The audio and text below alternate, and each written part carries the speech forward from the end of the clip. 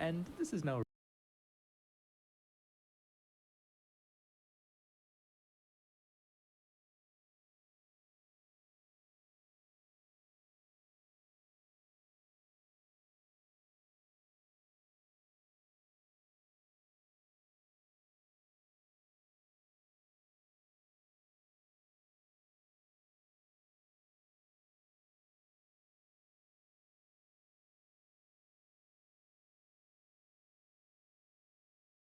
the results we can obtain.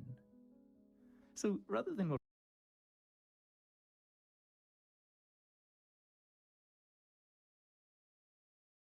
we've been doing so far with constructing this whole 3D map of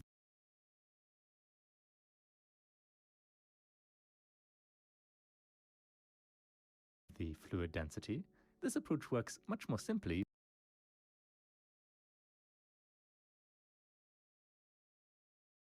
by just drawing the fluid particles directly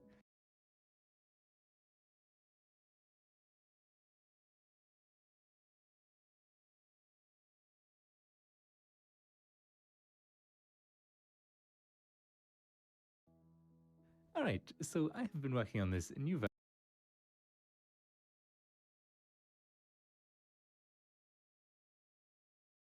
version of the ray matching shader here for a little while, and this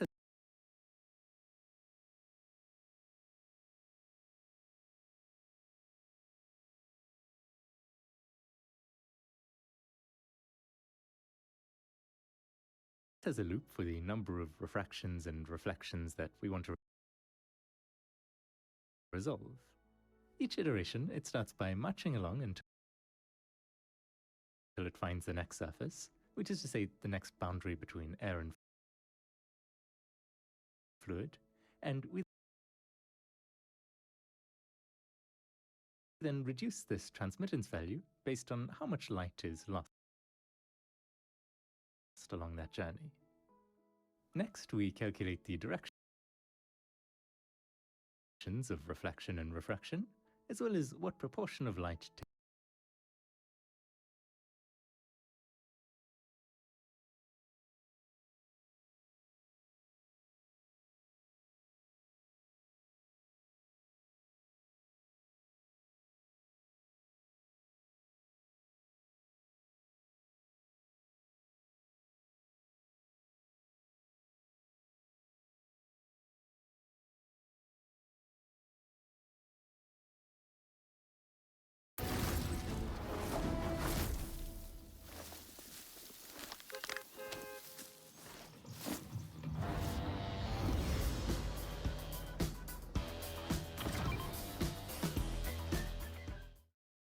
Struggle to get in those tight spaces in your mouth? Colgate Total Plaque Pro Release makes it possible to navigate those hard-to-reach places. Its smart foam technology navigates your mouth to deliver stannous fluoride right where it's needed, attacking. And I'll just drag that cube over here and elongate it somewhat, and maybe angle it a little bit as well. It's not set up to interact with the simulation at the moment. I just want to basically confirm that the light is refracting properly. So let's dip it in, and we can indeed see that perplexing effect where the object comes out at a slightly different place than it went in. I think this is working fine, but I always find it a little bewildering thinking about which way things should bend, so I thought I'd quickly consult with reality just to make sure that it checks out. So I have a similar little setup on my desk here, and I'll just dip this chopstick into the water, and that does indeed line up with what we're seeing in the render, so that's perfect. Oh, and someone has just arrived on scene to drink my science experiment. Anyway, one thing we haven't tried yet is going inside of the water. But first, just for a bit of variety, I thought and ideally we'd want to fully explore both paths, but that could get pretty expensive. Alright, so I've set up a post-processing shader now with a very simple ray matching function here. It starts by calculating the direction we're looking through the current pixel, and then tests for an intersection against the bounding box of the fluid simulation, so that we know where to begin our journey. Next, we have a little loop to just match through the bounding box with a given step size, and at each step we'll look up the density from our 3D map, and multiply that value by the step size to get an estimate essentially for how much fluid we moved through on the step. Then summing all of those together gives us an overall estimate for the total density along the view ray. And let's see how that looks. Alright, this is currently solid white, but we can try decreasing this density multiplier over here to get a more interesting result. It is looking very sliced up at the moment though, which means that our step size is probably way too high, so I'll try reducing that as well, and that is much better. Definitely lacking some color though, and I think I'm going to just try working off of what I remember from the atmospheric rendering to start with. It's probably not quite the right approach to apply to something like water, but I'm curious to see how it goes. So back in the code, I've added a few lines to say that at each step we imagine some light from the sun reaching this point in the fluid, and depending on the density here, some amount of that light could scatter in towards the camera. The exact amount is also determined by these scattering coefficients, which we can tweak individually for red, green, and blue wavelengths of light. Technically it should depend on the angle as well, but I'm going to ignore that for this little experiment. Alright, so that light that bounces towards the camera will have to travel through the fluid to reach it, and along that path some of it will be absorbed or scattered away, which we can model as an exponential decay. Here's a little visualization of how that transmittance, which is to say the proportion of light that actually makes it through the medium, will decrease as we raise our scattering or absorption coefficients. Okay, so finally we just sum up all of this light that makes it to the camera and return that as the result. So let's head back to the simulation where we can now try tweaking our coefficients to get some color going. And I'll just play around with these a bit. Here's a rather toxic looking fluid, and here's one that looks pretty hot. There is a rather big simplification being made at the moment though, which is in saying that the light that reaches a point inside the fluid will always be pure white. But we're not accounting for the fact that the light from the sun has to travel through the fluid to get here, and some of it will also be lost on that journey. So what we can do is just calculate how much fluid exists between this point and the sun, simply by marching through the volume like we've been doing here, although with a larger step size to hopefully avoid igniting the graphics card. Once we have that value, we can then just apply the same exponential decay to calculate the transmittance. And that will then of course replace the constant white light that we were assuming before. Okay, let's see how that looks. So I'll start up the simulation, and we are greeted with a somewhat cloudy looking cube here, with some pretty pink fringes.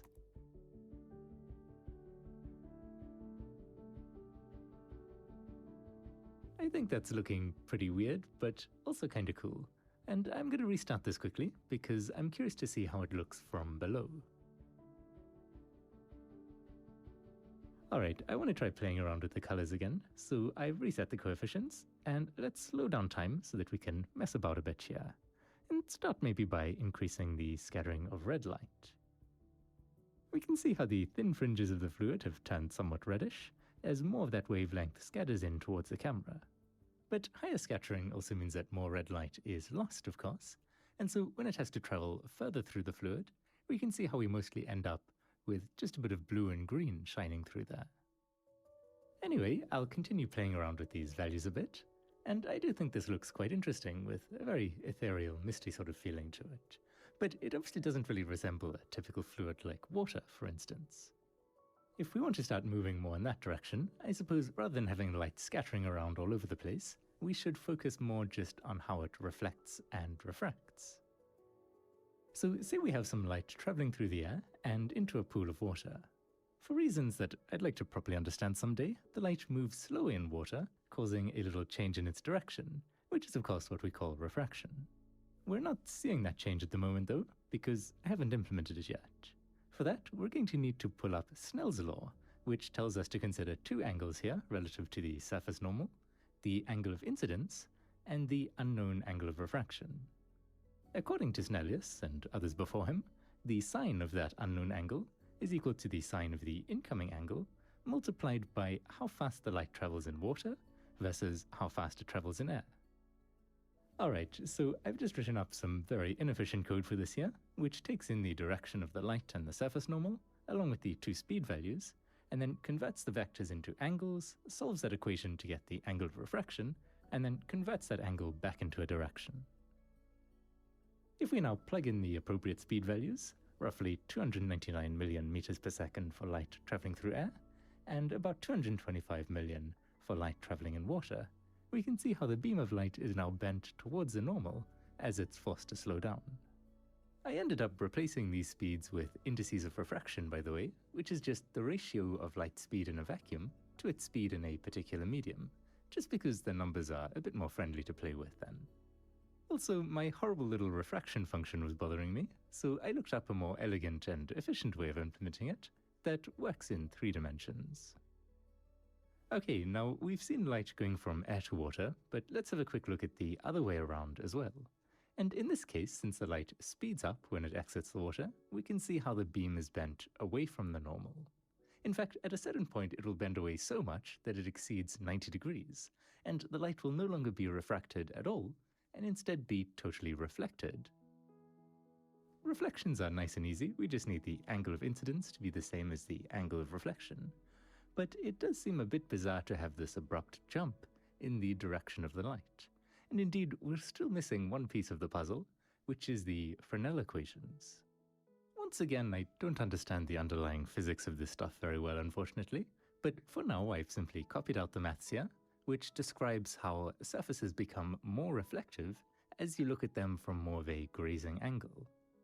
The output is just a value between 0 and 1, with 0 meaning no light is reflected, and 1 meaning that all the light is reflected. So if we take 1 minus this value, that would tell us how much of the light is refracted instead. And using that, we now no longer have that abrupt jump, but rather a tasteful crossfade between the 2 directions. Alright, so I have been working on this new version of the ray matching shader here for a little while, and this has a loop for the number of refractions and reflections that we want to resolve. Each iteration, it starts by matching along until it finds the next surface, which is to say the next boundary between air and fluid, and we then reduce this transmittance value based on how much light is lost along that journey. Next, we calculate the directions of reflection and refraction, as well as what proportion of light takes either of those paths. And ideally, we'd want to fully explore both paths, but that could get pretty expensive, and we saw that light anyway has a pretty strong preference typically. So what I've decided to do for today at least, is to just choose the most interesting path by looking at how much light is going in that direction, as well as how much fluid lies in that direction. We can then do an approximation for the less interesting path, so for example, if we choose to follow the refracted ray, then we'll now look up the light coming from the environment in the reflected direction using this light function here. That light function takes in the position and direction, and just always returns plain white at the moment. But the idea is to later replace it with a simple environment that the fluid can receive light from. Anyway, that incoming light is then multiplied by the transmittance along the reflected ray, and added to our total received light, without testing for any more reflections or refractions. For the more interesting of the 2 paths though, we simply set the ray up for the next iteration so that it can continue its journey. And once the loop reaches its limit, we can again just approximate the incoming light, ignoring any further interactions. Finally, we output the total light, of course, although I've inverted it here just because I prefer the background to be black rather than white. Alright, I'm very excited to try this out, so let's give it a whirl. And I crashed the GPU. Okay, after rebooting and a few quick fixes, we now have a rather strange looking cube of fluid on our hands. Let's see how it looks in motion. That is not what I was hoping for at all. I guess it's back to debugging for me. Alright, after a bit more poking around, I found some issues with my surface finding function, and my first attempt at fixing it actually made it a whole lot worse, as you can see here, but I think I might finally have got it working properly now. At the moment, I'm just taking a look at the surface normals to make sure that those all look correct, and here's the normals after the first iteration of the loop, and I think that's looking good. We can also see the second and third iterations as well, but at this point I'm mainly just enjoying the funky colors. I can't tell what's going on anymore. I'd also like to quickly visualize which path we're actually taking on each iteration, just to see if that's making sense. So more green will mean we're looking at refractions, while more blue means we're looking at reflections. Alright, on the first iteration, we can see that it's almost entirely refractions, since the reflections tend to just bounce off into empty space, which is no fun. Except in places like the undersides of these droplets, for instance, where the light is reflected down into the fluid below. Okay, let's take a look at the second iteration. We can see a lot more reflections in the mix here now, since the light that goes into the fluid is reflecting back off the other side. And we can see how at these grazing angles, like along the floor, the reflections are quite strong, whereas the amount of light reflecting off the far end is very little, since we're viewing that more head-on. Alright, it's tricky to know for sure, but I get the feeling at least that the code is at last doing what I want it to do, so I'll set it to just output the light again. Then we can spawn in our little cube once more, and it is looking better this time, I believe. So let's run the simulation.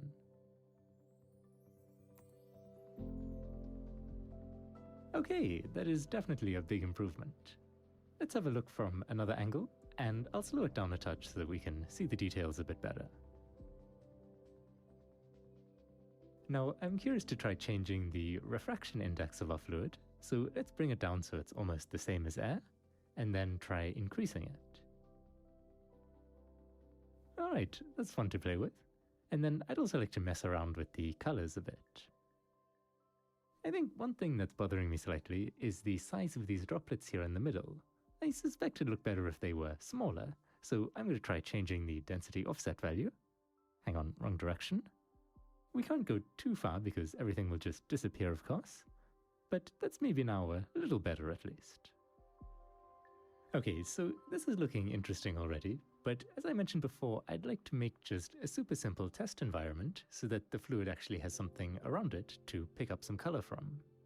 By environment, I basically just mean a floor and a sky, so I've started with the floor here just by raycasting against a box, and if we hit it, then I thought it could be split into 4 colors based on the quadrant, just so it's easier to see where our light is to random. I reckon this can action sun in all directions, but that doesn't seem super feasible in real time. So I'm just breaking out of the loop here to try that. Let me bring 2. Okay, not too bad, I'd say.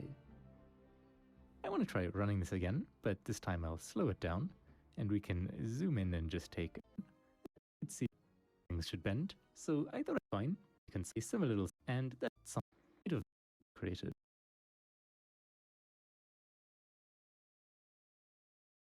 In the first episode. But rather than drawing each particle as an honest-to-goodness spherical mesh with an absolutely exorbitant 128 triangles here, it'll be much more performant to draw them as simple camera-facing quads. So I've been working on a billboard shader to replace these little balls. In there, we start by getting the center of each quad from the position buffer, which is supplied by the simulation, of course, and we also get the local vertex offset, as determined by the quad mesh that we're drawing. Next, we can find out which direction is up. Second attempt and the camera, they'll always tend. We can see all these little, except that's not quite how I meant that. Alright, well, I got the maths a bit muddled up at first, and on the second attempt, it didn't quite work either. I don't know what happened on my third attempt, but the waves are now floating upside down in the sky. Finally, though, on the fourth attempt, the stars aligned and the billboards behaved. Sometimes easy things are hard, but we can now move and rotate the camera around and see how they always align nicely with our view. This is vastly more efficient for rendering than what I was doing before, so here for example we can see 1,000,000 particles being drawn to the screen, and I'm sure it could handle many times that number, but the simulation itself is of course the bottleneck here. I did actually do a little bit of optimization work on the simulation behind the scenes, by the way, so thanks to everyone for the helpful suggestions last time, and I might make a short video about that in the future, if you're interested. In any case, let's go into the fragment shader of these particles now, calculate the offset from the center of their texture coordinates, and discard the current fragment if that length is greater than 1. That will transform the hash quads into friendly little circles. Now, currently these circles are colored based on their speed, but the first step in this technique we're following is to actually construct a depth map of the fluid. So back in the shader once more, I'm now calculating the distance from the camera to the current fragment of the circle, and returning that as the color instead. And here's what that looks like. This allows us to tell, just by looking at the brightness of a pixel, how far away the surface of the fluid is, although one slight problem at the moment is that the surface looks rather holy. An obvious way to get around this, though, is to just make the particles bigger. And we probably will have to do that, but it does obviously make the fluid more blobby looking. And so one of the major steps in this technique is to try, as much as possible, to quite literally blur out these blobs. Okay, so we need to experiment with blurring for a bit, and to do that I've just set up a little test scene here with a rather grainy render of some dragons from my ray tracing project.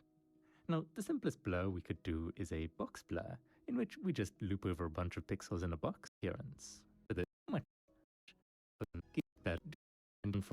Let's smooth, except take a smaller map and then apply the blur to make it nice and smooth. Except the blur seems to be eating the fluid. This get kind of melted. We just calculate a blurry depth map. We the particles as spheres when we calculate the depths, rather than flat circles. So all the way back in the billboard shader, we can do a quick bit of maths to figure out the z value for a sphere, given the x and y values, and we just subtract that from the depth. But they do seem to be constantly jostling for who gets to be drawn on top. The problem is that I'm just outputting these depth values as a color, which doesn't affect the actual depth buffer behind the scenes that's responsible for determining what gets drawn in front of what.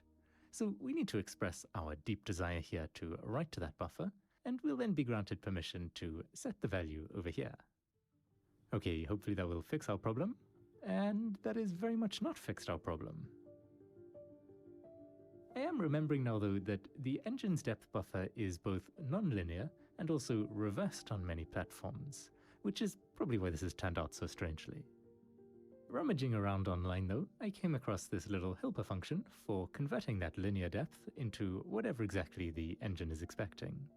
So we can try this once again, and it looks like our little billboard spheres are working properly now. However, we do of course still have this problem where stuff in the foreground gets melted into the background due to the blurring, which really messes with our normal vectors. So, what is suggested in the slides I'm following is to add an additional weighting term to our Gaussian blur that considers the difference in depth between the pixels that it's blurring together. Let's experiment with this in our test scene quickly. So I've rendered out a depth map for this, and we'll want to try to avoid having the different dragons all blending into one another. So I've adapted our first unoptimized version of the Gaussian blur into this surface blur over here. And this starts by looking at the depth at the current pixel, and then for every pixel in its neighborhood, we calculate the depth difference. That's then turned into a weight value here, so that small depth differences result in a weight close to 1, meaning they'll be part of the blur, while large differences quickly go to 0, so they won't affect the blur. The total weight is then simply the product of the depth and Gaussian weights, and we use that over here. Alright, let's see how it goes. Well, that looks pretty interesting, but not quite what we were aiming for. Okay, I've tracked down a minor mistake, and I think this should be working now. So let's try increasing the depth factor, and we can see how quite quickly the dragons have separated from one another, while features inside of the dragons are still blended together. Of course, we could try cranking up the depth factor a bunch more if we wanted, and now the dragon's individual features are starting to become more distinct. So this appears to be working well, I'd say, but it does have an unfortunate problem, which is that our earlier optimization, where we separate the two-dimensional blur into one-dimensional passes, no longer gives a perfectly identical result. Now, our trusty slides do make note of the kinds of artifacts that occur from this dubious optimization, but claim that they're not too noticeable once we've put everything together. Still, I did some research, and if it does end up bothering us, there are a bunch of alternatives that have been proposed, such as curvature flow and the narrow range filter, for example. But let's just go with what we have for now. So using this on our depth map results in a smoothed out normal map that looks like this. As we can see, droplets in front of the fluid are no longer blending weirdly into the background. So that's great news. Something that is a bit strange with our smoothing at the moment, though, is that the blast size is set to a fixed number of pixels, and this means that stuff close to the camera will actually be smoothed less than stuff that's far away, since pixels in the distance obviously cover more space in the actual world. Not to mention that the smoothing would also be affected by the screen resolution currently. So what we can do instead is simply specify how many world units we want the blur to cover, along with the depth value from our depth map, and that can be converted into the correct number of pixels that the blur should cover, like this. And looking at the result now, we can see that the smoothing is much more consistent at different depths. Okay, let's test out this normal map with some simple shading.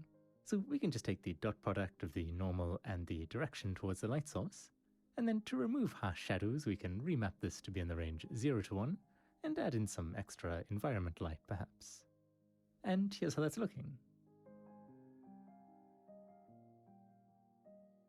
I think it's pretty decent so far, but one thing I have noticed is that it looks a lot better from this sort of angle than it does from more of a grazing angle like this, where you can see quite a lot of those artifacts showing up, and the surface definitely looks more bubbly here than I'd prefer. I think we should just roll with this for today, but in the future I'd like to experiment with some of those other smoothing techniques, and also maybe consists of literally just a flat floor.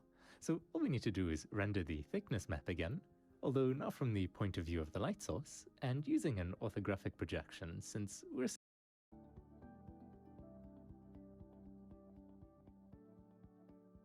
Alright, that is unfortunately pretty bad.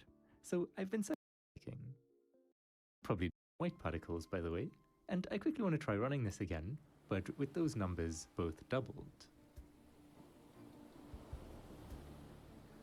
And this is now really pushing the limits of what my computer can handle in real time, but it does look a bit better, I'd say.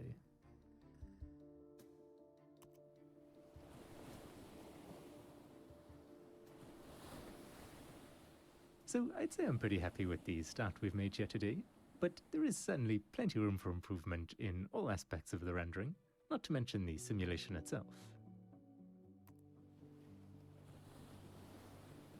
It is a lot of fun to work on this though, so I'll definitely be revisiting it soon enough to try and make some improvements, and I of course very much welcome any and all suggestions you might have on that front. There's also other interesting effects such as caustics and